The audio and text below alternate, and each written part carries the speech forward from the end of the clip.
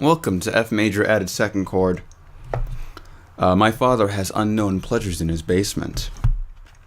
By unknown pleasures, of course, I refer to the seminal 1979 Joy Division record, Unknown Pleasures, widely regarded as the first record of the post-punk movement of the 80s that became the alternative rock movement of the 90s after some time, after the intercession of the new wave, and that turned into indie rock.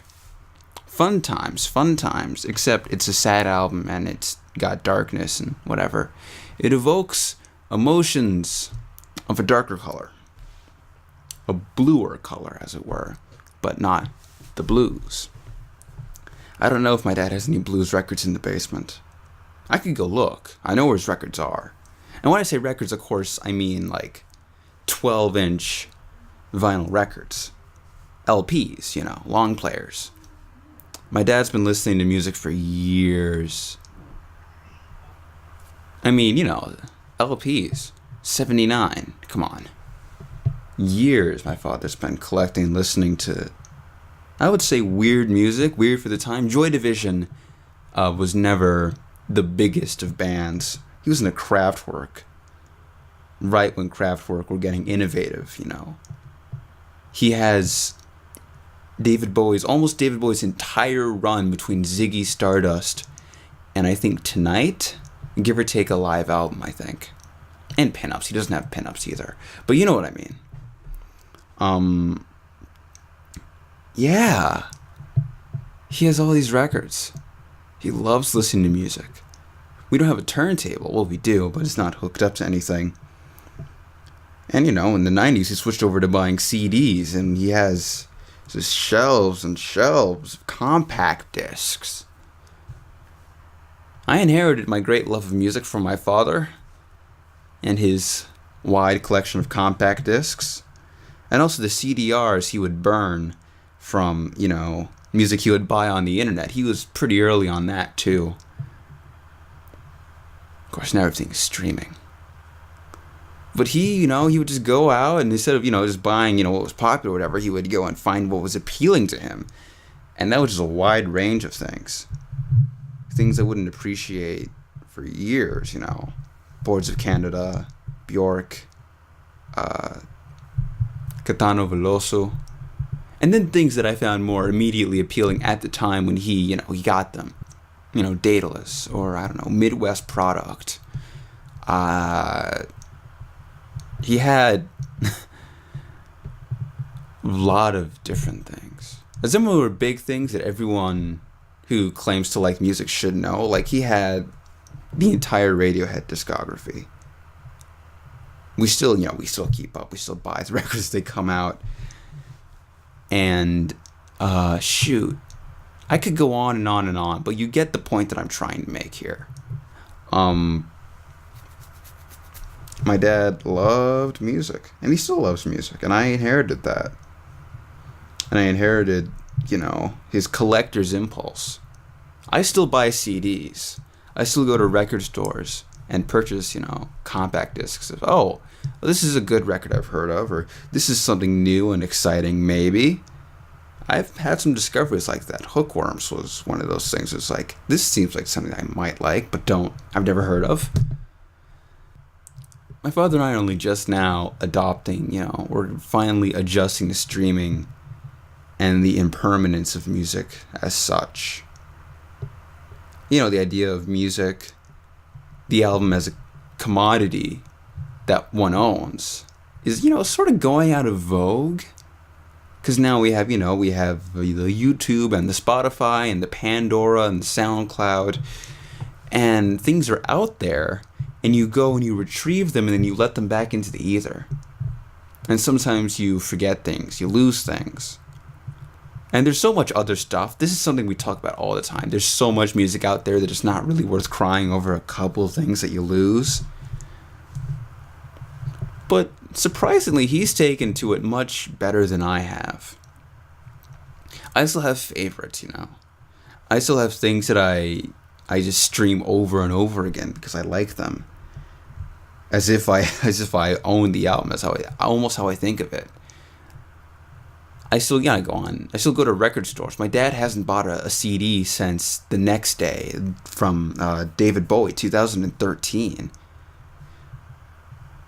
I go on Bandcamp and I buy records. Again, people I've never heard of. Occasionally, because a lot of established artists, record labels are getting on Bandcamp these days, which is great for me, because that's, my primary music, whatnot. But as someone who listens to as much music as I do, and who still goes to record stores and stuff, that's just how I think about music. It's not like, it's sort of like a totemic thing where it's like, yes, this is the album and it has value as an item in and of itself, And it is a practical aspect of permanence. You can lose everything in a hard drive crash, but you have to break a CD or physically lose it, but they're large enough where you can't just like drop it between, cracks in the sidewalk. That's just how I'm used to buying records. That's just how I'm used to having music. I have my dad's, his Discman, his portable CD player. He gave it to me because, he didn't use it. And I listened to a fair bit of music on it. Is it as convenient as an MP3 player? No. Well, the AA batteries, you don't have to constantly charge it. You just replace the batteries every so often. Is it better? Well, some say sound quality is better with a CD than an MP3, but I've never been able to tell the difference. Is it as convenient? Devils, no. No, nothing's ever going to be more convenient than just having everything on flash storage and be able to call it snap of a finger, click of a button. Having to get the CDs out of the CD case, out of my shoebox full of CDs, and put them in and hit play and wait for it to read, and it's harder to fast forward and to skip ahead, and I could go on and on and on. But then, that's just how I think about music. Also, Spotify as like a source of income for musicians is like dubious. And it feels better to be able to just buy a record when I can.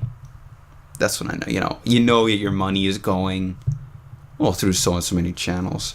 It feels better. I don't know if it is better, but it sure as hell feels better. And that's just the nature of it, to be honest.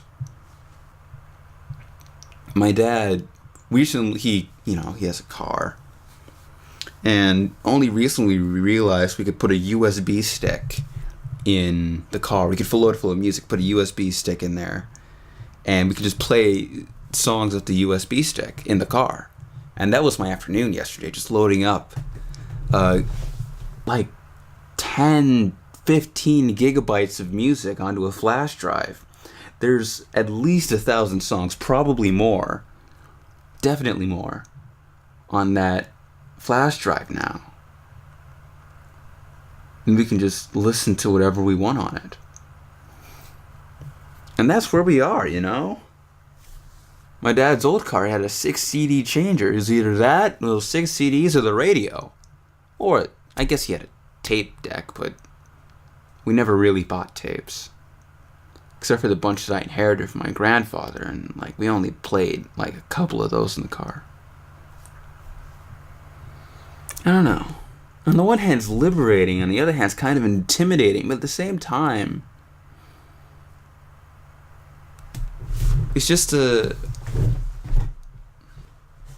it's another change in the way we experience music. There's so much music out there. Now we can access more of it at once than we could before. It's faster. It's smoother. It's sleeker. Is the music better? Sometimes it is. Sometimes the music is worse. But there was bad music then, too.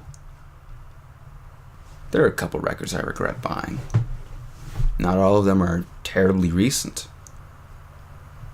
If by recent, you mean within the past 5 years. My dad says eventually he's going to get rid of those CDs. He's been talking for years about this. About getting all of those CDs, ripping them into a lossless format in an archive. Just Oh wow, 128 gigabyte hard drive will do the trick, and then the CDs will just be they'll be useless. They'll be artifacts, refuse. He's told me that when that happens, I get first pick.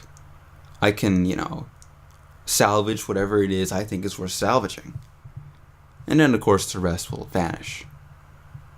They'll go to a Goodwill or a Salvation Army or something. And, of course, I mean to take as many of those records as I can, CDs. But I could just do the same thing. Just copy his archive and have it. But I want the CDs because I want the physical object, and I want to have the protection of that object, and then having it as a physical thing I can hold in my hands, it means something. I don't know what. It sure as hell means something. Anyway, these are the things I think about in the summer when I don't have to, read books. That was fun. I'll see you guys next week. Yeah. No promises about jokes or anything like that. We're just gonna see what happens. Peace.